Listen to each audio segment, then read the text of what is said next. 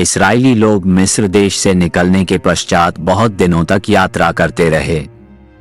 जब वे सिनाई नामक पर्वत के पास पहुंचे, तब वहीं उन्होंने अपना पड़ाव डाला।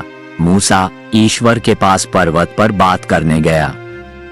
ईश्वर ने मूसा से कहा, तुम इस्राएल के लोगों को ये बताना, मैं तुम्हें मिस्र देश की गुलामी से छुड़ा कर लाया हूँ और तुम्हारी रक्षा की है। इसलिए अब यदि तुम मेरी आज्ञा मानोगे और मेरे व्यवस्थापन का पालन करोगे तो मेरी निजी प्रजा बन जाओगे। तब मूसा लोगों के पास पड़ाव पर आया और उनके सम्मुख ये बातें कही जिनकी आज्ञा प्रभु ने मूसा को दी थी। सब लोगों ने एक साथ मूसा को उत्तर दिया, प्रभु की सब आज्ञाओं का हम पालन करेंगे। तब ईश्वर ने मूसा से कहा कि वे लोगों को तीसरे दिन के लिए तैयार होने को कहें। उस दिन ईश्वर लोगों को 10 आज्ञाएं देने जा रहा था। लोगों ने अपने वस्त्र धोए और खुद को तैयार किया और तीसरे दिन वे सिनाई पर्वत के नीचे आ गए। तभी जोरों से मेघ गर्जन हुआ, विद्युत चमकी, पर्वत हिलने लगा और एक संघन मेघ पहाड़ पर उतरा और सारा पर्वत ढक गया।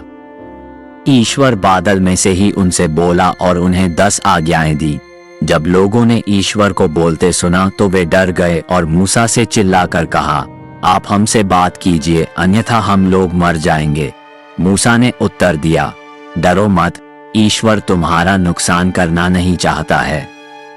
वह चाहता है कि तुम उसकी आज्ञाओं को मानो और उसके विरुद्ध कोई पाप ना करो।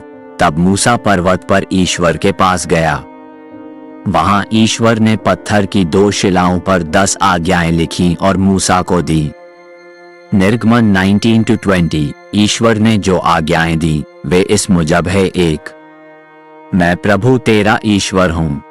प्रभु अपने ईश्वर की आराधना करना, उसको छोड़ और किसी की नहीं। 2, प्रभु अपने परमेश्वर का नाम व्यर्थ न लेना, उचित कारण के बिना मेरा नाम न लेना। 3, प्रभु का दिन पवित्र रखना। 4, माता पिता का आदर करना, अपने माता पिता को प्रेम करना और उनकी आज्ञाओं का पालन करना। 5, मनुष्य की हत्या न करना।